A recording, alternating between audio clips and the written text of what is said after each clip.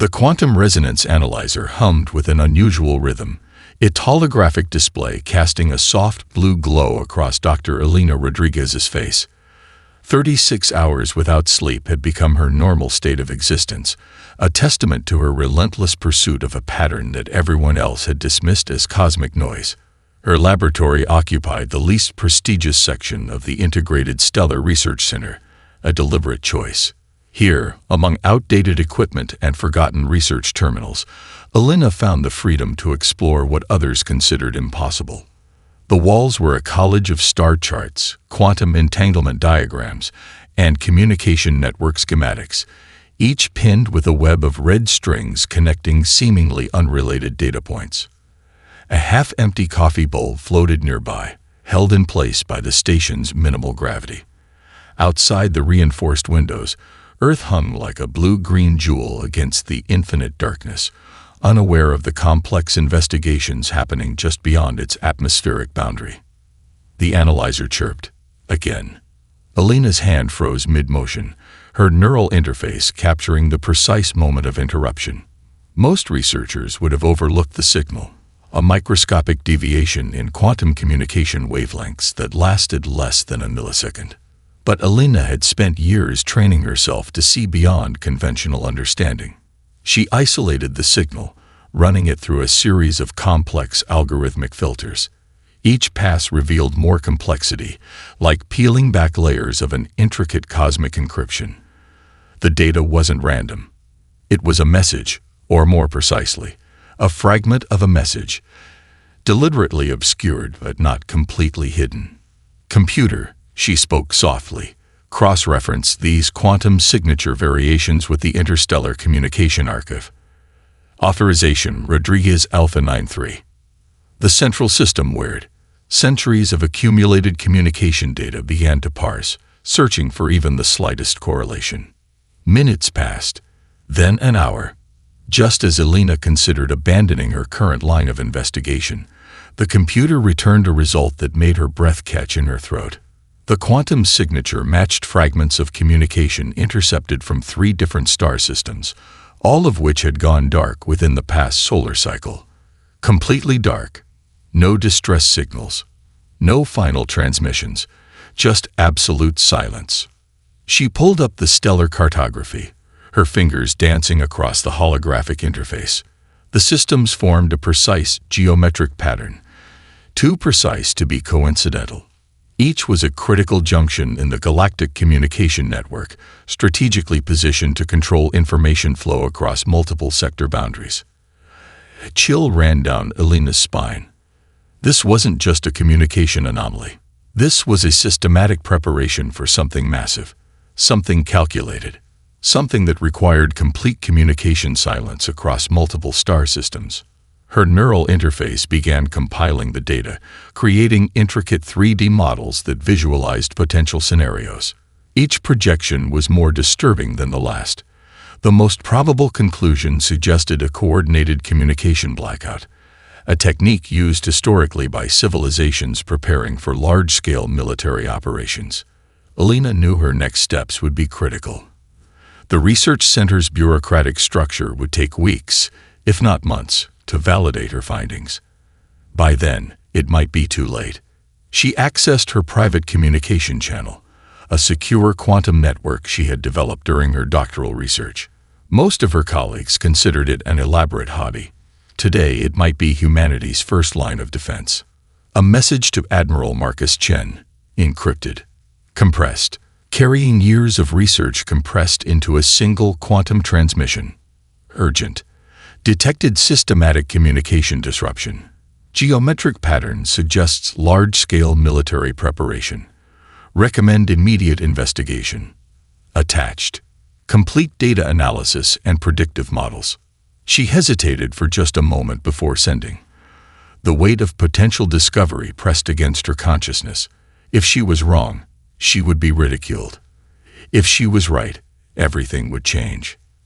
The transmission sent. Outside her window, Earth continued its silent rotation.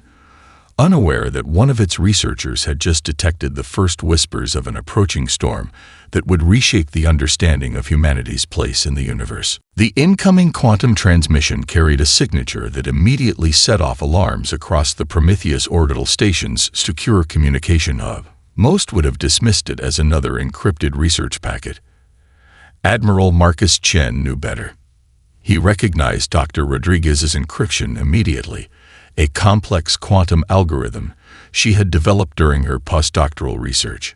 Chen had followed her work for years, not just as a military strategist, but as someone who understood that the most significant breakthroughs often came from the margins of established thinking. The station's primary communication chamber was a study in controlled chaos. Holographic displays flickered with real-time data from hundreds of star systems.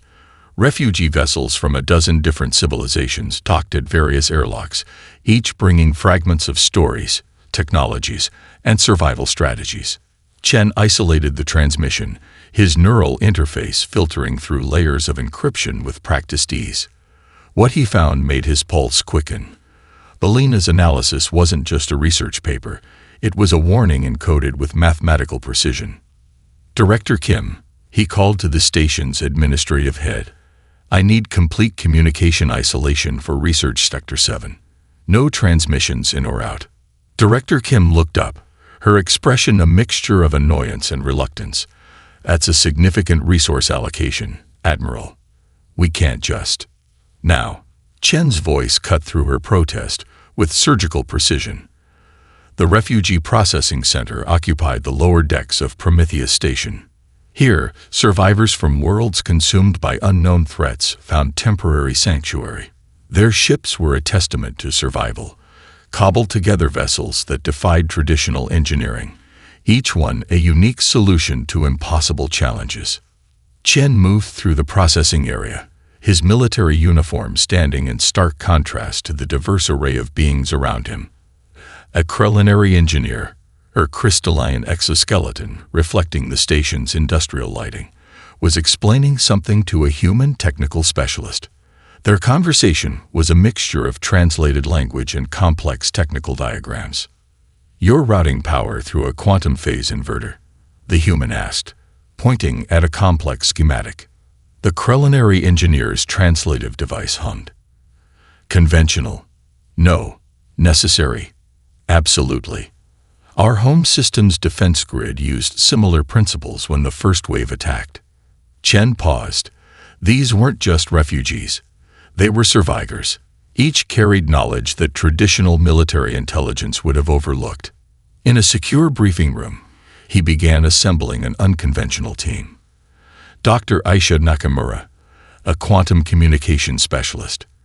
Commander George Reyes, an expert in adaptive military technologies. 3 refugee scientists from different civilizations, each with unique perspectives on survival and resistance. Dr. Rodriguez's research suggests more than just a potential threat, Chen began, displaying Elena's encrypted findings. It indicates a systematic communication disruption across multiple star systems. The pattern suggests a large-scale military preparation unlike anything we've seen. The room fell silent. The refugee scientists exchanged glances. They had seen such preparations before. A Vothnar researcher, her translucent skin shifting colors with her emotional state, spoke first. This pattern, it matches communication protocols used by the Exarchal Imperium during their conquest of the Spiral Arm Cluster.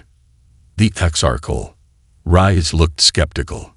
They're more myth than confirmed threat in our databases. The Vothnar's color shifted to a deep crimson, their equivalent of grim determination. Myths are stories told by survivors. We are those survivors. Chen recognized the moment of convergence. This wasn't just a military briefing. This was the beginning of something unprecedented, a collaborative defense network born from collective survival. We'll need to modify our communication protocols, Dr. Nakamura said, her fingers already dancing across a holographic interface. Traditional quantum encryption won't be enough. We'll need something adaptive, something that can change its own encryption in real time. The refugee scientists began sharing technical diagrams, pieces of technology that had kept their civilizations alive against impossible odds. A communication routing technique from the Krelnari, a quantum shielding algorithm from the Vothnar, adaptive energy distribution models from 3 different star systems. Chen watched as something remarkable took shape, not just a defensive strategy, but a living, collaborative technology that defied traditional military thinking. Outside the station's reinforced windows, Earth continued its silent rotation, unaware that in this moment, the first true defense against an unknown threat was taking shape, not through military might, but through the power of collaborative innovation. The real battle was just beginning. The 12 spacecraft moved like whispers through the cosmic darkness. Each vessel represented a collaborative masterpiece, human engineering fused with refugee technologies, designed to be something entirely new. Their exterior surfaces shimmered with adaptive camouflage, drawing energy from surrounding quantum fields and bending light in ways that defied traditional stealth technologies. Inside the lead vessel's command module, Commander George Reyes monitored the intricate system of interconnected displays. To his left, a Krelnari navigation specialist named Zora adjusted quantum resonance filters with movements that seemed to blur the line between biological intuition and technological precision. Approaching communication relay sector, Zara announced, her crystalline exoskeleton reflecting the soft blue light of the control panels. Quantum interference patterns are stabilizing. The target was more than just a simple communication relay. It was a critical node in the Xarkal Imperium's information network, a hub that controlled data flow across multiple star systems. Intelligence gathered from refugee testimonies and Dr. Rodriguez's quantum analysis had identified this precise location as a strategic weak point. Reyes reviewed the mission parameters one final time. This wasn't a traditional military strike. They weren't going to destroy the relay. They were going to infiltrate it, to understand it, to temporarily disrupt it in a way that would be almost impossible to detect. Adaptive encryption protocols engage, announced Dr. Aisha Nakamura from her station. Her fingers danced across holographic interfaces, weaving a complex network of quantum communication pathways. We have a 0003 second window of absolute signal confusion. The ship's adaptive hull began to reconfigure. Microscopic technological elements shifted, creating a surface that could momentarily synchronize with the relay's quantum communication signature. It was a technique developed through the combined knowledge of 3 different refugee civilizations, each having developed unique methods of technological camouflage to survive previous encounters. Approaching optimal infiltration point, Zara's translative device hummed with a mixture of scientific precision and barely contained excitement. Reyes understood the stakes. This wasn't just a military operation. This was a demonstration of what collaborative innovation could achieve. Traditional military doctrine would have suggested a massive, destructive assault. Their approach was surgical, intelligent, almost invisible. The communication relay came into view, a massive construct that seemed to hang in space like a metallic spider web, pulsing with energy conduits that stretched across light years. Its complexity was breathtaking. Millions of quantum communication threads intersected, creating a network so intricate that most civilizations would consider it impenetrable. Initiating quantum synchronization, Dr. Nakamura called out. For a fraction of a moment, less time than it would take a human to blink, the ship became indistinguishable from the relay's own communication infrastructure. A perfect mimicry, a technological chameleon sliding between quantum states.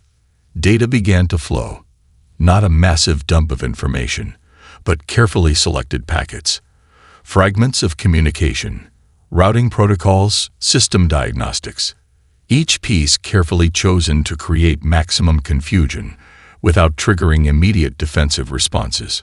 Zara's hands moved with incredible speed, filtering and redirecting quantum signals.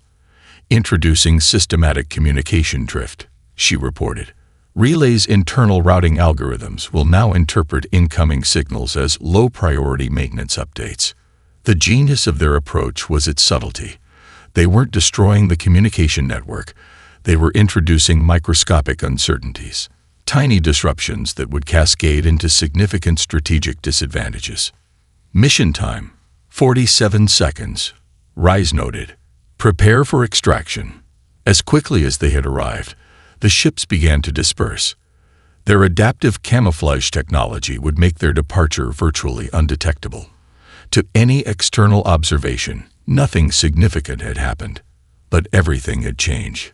In the relay's vast quantum network, subtle uncertainties began to propagate. Communication pathways that once seemed absolutely certain now carried a microscopic hint of doubt.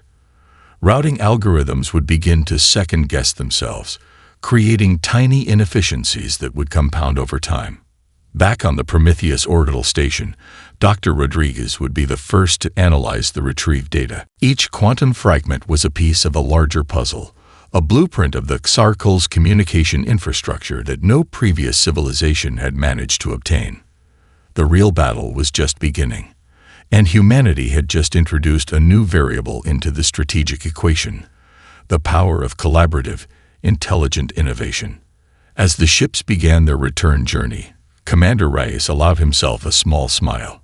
They had just written a new chapter in interstellar conflict, one where intelligence and cooperation were more powerful than any weapon.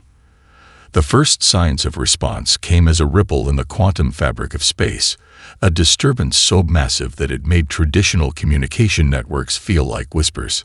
Dr. Elena Rodriguez watched the holographic displays in the Prometheus station's analysis center, her eyes tracking impossible patterns of energy deployment. The Black Armada didn't just emerge. It materialized like a nightmare-given form. 12 massive vessels, each larger than entire human cities, tore through the quantum barriers between space-time with a precision that defied conventional understanding. "They're moving faster than our predictive models," she muttered, fingers dancing across quantum interface displays. Admiral Marcus Chen stood beside her, his military posture betraying an underlying tension.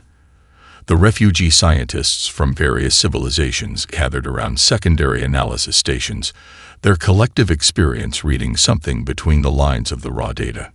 Zara, the culinary navigation specialist, was the first to speak. Her crystalline exoskeleton shifted colors, a biological response to intense concentration. "This isn't a standard military response," she announced. "These movement patterns, they're computational, adaptive." The Black Armada was more than a fleet. It was a living system, each vessel interconnected through quantum communication networks that made human technological understanding look primitive. Where most civilizations would deploy ships in traditional formations, these vessels moved like a single intelligent organism. "They've identified our communication relay infiltration," Chen observed, his voice calm despite the magnitude of what they were witnessing. Each of the massive ships carried technological complexity beyond current human comprehension. Energy systems that folded space, weapon arrays that could strip entire planetary surfaces, defensive capabilities that could redirect entire stellar phenomena. The refugees around the room exchanged knowing glances. They had seen this before. Civilizations that encountered the Black Armada rarely survived to tell the story. Elena's quantum analysis began producing predictive models. The displays filled with complex holographic representations, potential movement trajectories, energy deployment scenarios, quantum communication interference patterns. "They're not just responding," she said quietly. "They're learning." The Black Armada began to spread out, each vessel creating quantum communication bubbles that interfered with standard detection methods. It was a deployment strategy that suggested more than military precision. It suggested a form of collective intelligence. A Vafnar researcher named Krell approached the main display. His translucent skin rippled with intricate information patterns, a biological data processing system far more complex than any human computer. "They are scanning," Krell announced, "not just for physical threats. They are analyzing communication patterns, technological signatures. They want to understand what disrupted their network." Chen understood the implication immediately. This wasn't just a military response. This was an attempt to categorize and neutralize a potential threat with surgical precision. The station's defensive systems began to activate. Quantum shields that had been developed through collaborative refugee technologies hummed to life. These weren't traditional energy barriers, but adaptive systems that could reconfigure themselves faster than incoming threats could be processed. "We need to do something they won't expect," Alina said, her mind racing through potential scenarios. The Black Armada continued its methodical deployment. Each vessel moved with a grace that suggested they were more than machines. They were a collective intelligence searching, analyzing, preparing to eliminate any potential disruption to their communication networks. "They've encountered resistance before," Zara noted, "but never something that introduced systematic uncertainty into their communication infrastructure." Chen looked at the assembled team. Humans and refugees from civilizations that had survived encounters with seemingly insurmountable threats. They weren't just a defensive team. They were a living testament to adaptation, to survival. "Prepare the next phase," he commanded. "They expect a traditional response. We're going to give them something entirely different." Outside the station's reinforced windows, the Black Armada continued its silent, terrifying deployment. 12 vessels that represented the pinnacle of a civilization's technological and strategic development. 12 vessels that were about to encounter something they could never have predicted. The real confrontation was just beginning. The engineering bay of Prometheus Station had transformed into something beyond a traditional research center. Holographic displays floated like translucent clouds, each one representing a fragment of collaborative technological innovation. Pieces of technology from a dozen different civilizations lay disassembled, analyzed, and reimagined. Dr. Aisha Nakamura stood at the center of controlled chaos, her hands moving between quantum interface projections and physical prototype components. Around her, a team of human engineers worked alongside refugee scientists, each bringing unique perspectives that challenged every conventional approach to technological design. "Look at this energy conversion matrix," she said, holding up a crystalline component from a culinary ship. The material seemed to pulse with an internal light, defying traditional understanding of energy storage. Their power systems don't just store energy. They communicate with it. Commander George Rice watched the process, understanding that this wasn't just about building better weapons or shields. This was about reimagining the very concept of technological interaction. A Vothnar engineer named Krell adjusted a complex quantum routing system. His translucent skin rippled with intricate data patterns, biological systems working in perfect synchronization with technological interfaces. "Traditional linear systems are vulnerable," he explained. "We need something that can think, adapt, redistribute resources faster than an attack can be processed." The prototype taking shape was unlike any spacecraft humanity had ever conceived.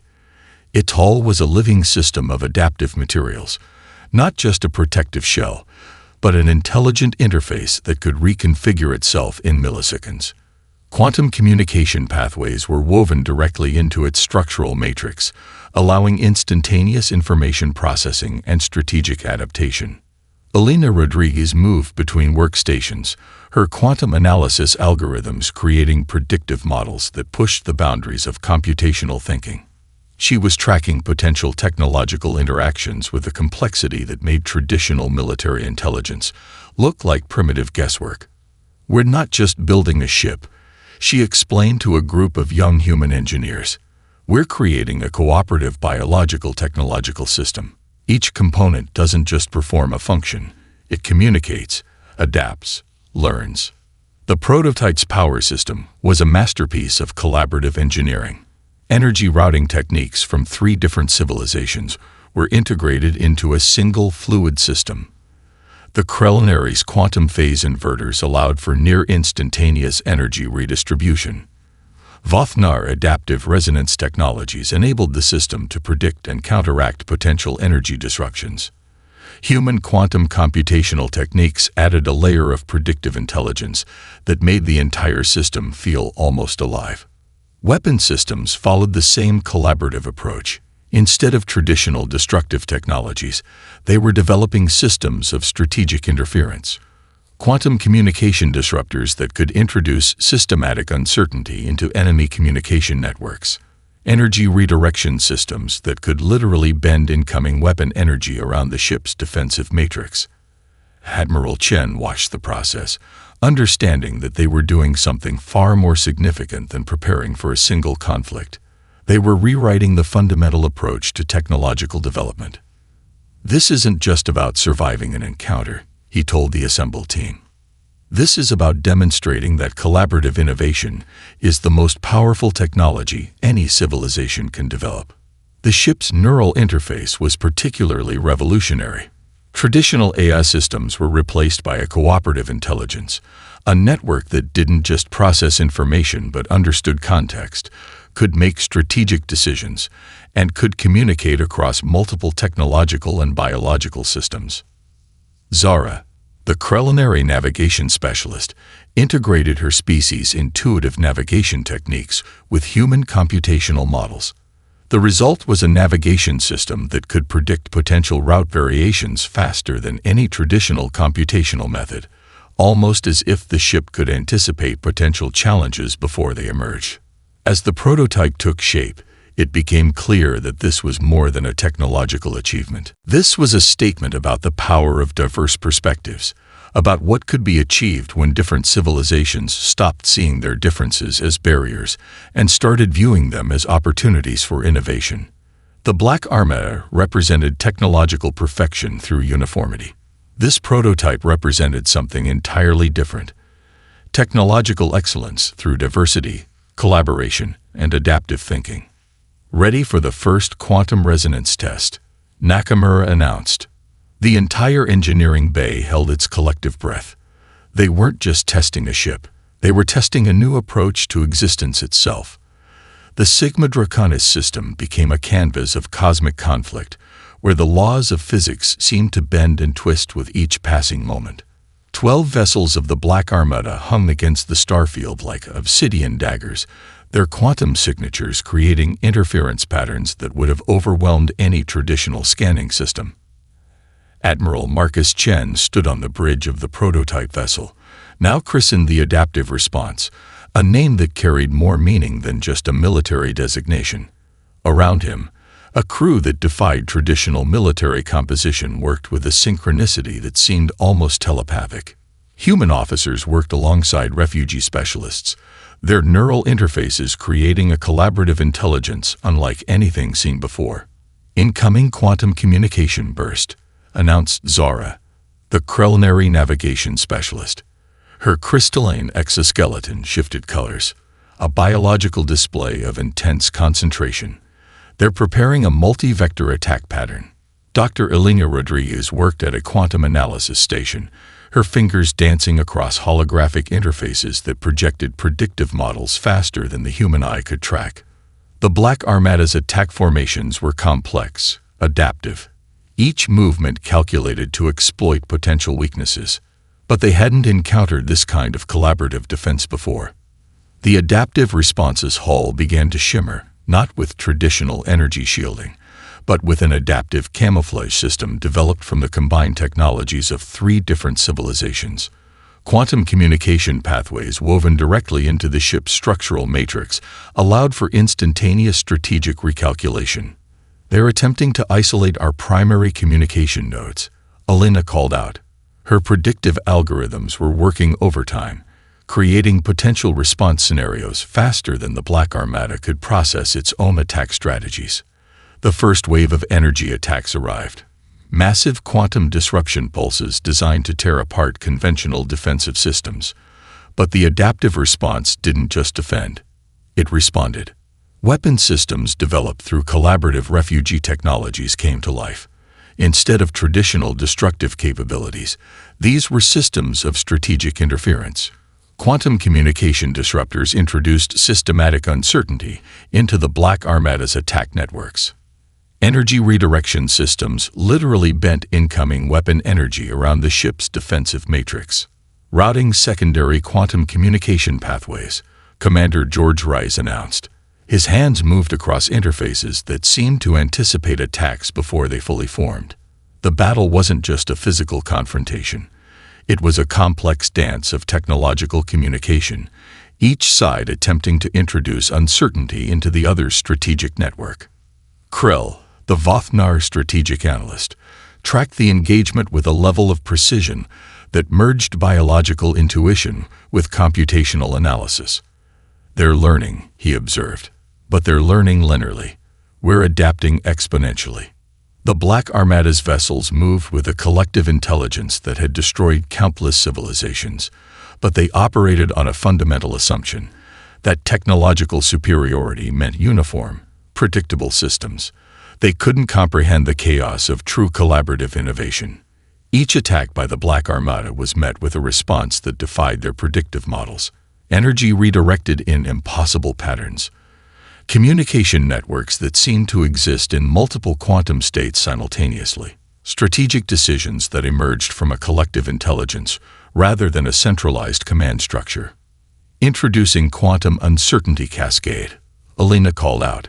Her algorithms were creating strategic interference patterns that would ripple through the Black Armada's communication networks for solar cycles to come. The adaptive response wasn't just surviving. It was demonstrating a fundamental truth about technological and strategic development, that diversity, collaboration, and adaptive thinking were more powerful than any uniform system. Hours of conflict compressed into moments of intense strategic engagement. The Sigma Draconis system became a testing ground for a new approach to existence itself. As the final stages of the confrontation approached, it became clear that this was more than a battle. This was a statement about the power of collaborative intelligence. Preparing final quantum communication disruption, Zara announced. The universe held its breath. The stellar convergence chamber was unlike any diplomatic venue humanity had ever seen. Suspended in a vast space station that orbited a neutron star, the chamber's walls were living membranes that could translate communication across hundreds of different biological and technological languages. Dr. Elena Rodriguez stood at the center of the main platform, her presence both a scientific and diplomatic triumph. Around her, representatives from civilizations that had survived the conflict gathered, some in physical form, others as quantum projections, their essence transmitted across impossible distances. The aftermath of the battle in the Sigma Draconis system had transformed everything. Holographic displays recreated the confrontation in exquisite detail, not as a military engagement, but as a complex mathematical dance of technological innovation. Each movement of the adaptive response was analyzed, each strategic decision examined with a level of scrutiny that went beyond traditional military assessment. "What we witnessed," announced archival keeper Xinara of the Galactic Historical Consortium, "was not simply a conflict. It was a fundamental reimagining of strategic engagement." The refugee civilizations that had collaborated with humanity told their stories. The Krellinari spoke of their quantum communication techniques. The Vothnar described their adaptive energy management systems. The Zeltari shared their insights into collaborative intelligence networks. But at the center of it all was humanity, a civilization that had been considered a minor, largely ignored species mere solar cycles ago. Admiral Marcus Chen stood slightly behind Alina, understanding the diplomatic significance of the moment. This wasn't just a military hearing. This was a fundamental reassessment of humanity's place in the galactic community. The Black Armada was not merely defeated, explained a quantum diplomatic translator. It was systematically disrupted through a collaborative approach that challenged fundamental assumptions about technological engagement. Representatives from dozens of star systems examined the data. The collaborative technologies developed during the conflict were revolutionary. The adaptive response wasn't just a ship, it was a living proof of concept that challenged everything known about technological and strategic development. Zara, the Krellinari navigation specialist who had been key to the mission, provided technical testimony. Her crystalline form shifted colors as she explained the intricate quantum communication techniques that had been developed. "Traditional military approaches assume uniformity," she stated. "Our collaborative approach demonstrated that true strategic strength comes from diversity, from the ability to adapt and communicate across different technological and biological systems. The historical significance was profound. The Black Armada had been considered an insurmountable threat, a technological force that had consumed entire civilizations. Now it was being dissected not as a military victory, but as a breakthrough in collaborative intelligence. Alina's quantum analysis algorithms were being studied with an intensity that bordered on reverence. She had done more than develop a predictive system. She had created a new approach to understanding complex systemic interactions. Humanity demonstrated something critical, announced the Galactic Historical Consortium's lead researcher. The power of collaborative innovation. The strength that emerges when different perspectives are not just tolerated, but actively integrated. The refugee civilizations that had been on the brink of extinction now looked to humanity with a mixture of respect and hope. They had not just survived, they had found a path forward through collaborative thinking. Commander George Rice presented the technical documentation of the adaptive response. It wasn't a traditional military report, but a comprehensive study of collaborative technological development. Each page was a testament to the power of diverse perspectives working together. "We are proposing a new approach to technological and strategic development," Rice explained. "Not as a single civilization, but as a collaborative network of civilizations." The implications were massive. The technologies developed during the conflict could revolutionize everything from communication networks to energy management, from medical research to space exploration. As the hearing progressed, it became clear that something fundamental had changed. Humanity was no longer a minor species to be overlooked. They had become a catalyst for a new approach to existence itself. The universe had witnessed something extraordinary, and everything was about to change. The Adaptive Research Center occupied a unique space, both physically and conceptually, orbiting the boundary between known space and unexplored territories. Its design reflected the collaborative spirit that had transformed humanity's understanding of technological and strategic potential. Dr. Elena Rodriguez stood before a massive holographic display, her fingers tracing quantum communication pathways that stretched across multiple star systems. The center was more than a research facility. It was a living testament to the power of collaborative innovation. Refugee scientists from dozens of civilizations worked alongside human researchers, their workstations a vibrant ecosystem of shared knowledge. Krellnary quantum engineers collaborated with human computational specialists. Vothnar adaptive systems experts worked alongside human neural interface designers. The breakthrough isn't in the technology, Elena explained to a group of young researchers, but in how we approach technological development. Admiral Marcus Chen watched from a secondary observation deck. The transformation had been profound. Humanity was no longer seen as a minor species to be overlooked. They had become a bridge, a collaborative catalyst that was reimagining the very concept of technological and cultural interaction. Commander George Rice was developing the next generation of adaptive technologies. The lessons learned from the Black Armada confrontation had opened up entirely new fields of research. Communication systems that could adapt in real time. Energy networks that could redistribute resources with unprecedented efficiency. Defensive technologies that didn't just protect, they learned and evolved. Zora, the Krellnary navigation specialist, who had been crucial to the original mission, was now leading an interstellar research initiative. Her crystalline form moved between holographic displays, her biological systems working in perfect synchronization with advanced quantum interfaces. "We're not just exploring space," she explained to a group of international researchers. "We're creating a new approach to existence itself." The technologies developed during the conflict were revolutionizing multiple fields. Medical research was being transformed by adaptive communication networks that could understand and respond to complex biological systems. Energy management had been completely reimagined, with distribution systems that could predict and respond to potential disruptions before they occurred. A young researcher named Dr. Maya Chen, Admiral Chen's daughter, was developing adaptive educational systems that could transform learning across different biological and technological contexts. Her work demonstrated how the collaborative approach could be applied beyond military and technological domains. The Stellar Diplomatic Network, established in the wake of the Black Armada confrontation, was unlike any previous diplomatic structure. It wasn't just an exchange of information, but a living, adaptive system of cultural and technological collaboration. We discovered something fundamental, Alina often explained in her lectures. That diversity is not just a strength, it's the most powerful evolutionary strategy in the universe.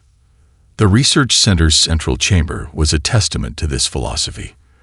A massive holographic representation of known space showed the intricate communication networks that had been developed. Each connection was a story of collaboration, of civilizations finding strength in their differences. Refugee civilizations that had been on the brink of extinction now found new purpose. Their technologies, once seen as desperate survival mechanisms, were now at the forefront of galactic innovation. The Vothnar adaptive energy management techniques were being integrated into planetary infrastructure. The Krellnary quantum communication systems were revolutionizing information networks. Admiral Chen reflected on the journey. What had begun as a desperate response to an overwhelming threat had transformed into something much more significant. Humanity had discovered that true strength came not from technological superiority, but from the ability to listen, to adapt, to collaborate. A new research team was preparing for an expedition beyond the known borders of explored space. Their ship, the next evolution of the adaptive response, represented the culmination of everything they had learned. It wasn't just a technological marvel. It was a living demonstration of collaborative potential. As the holographic displays tracked the ship's preparation, Alina looked out across the vast darkness of space. The universe seemed full of possibility, not as a battlefield to be conquered, but as a complex, interconnected system waiting to be understood. The real adventure was just beginning. Epilogue. A quiet moment on an observation deck. Star systems glimmered with potential. Humanity had found its place in the cosmos, not as conquerors, but as collaborators.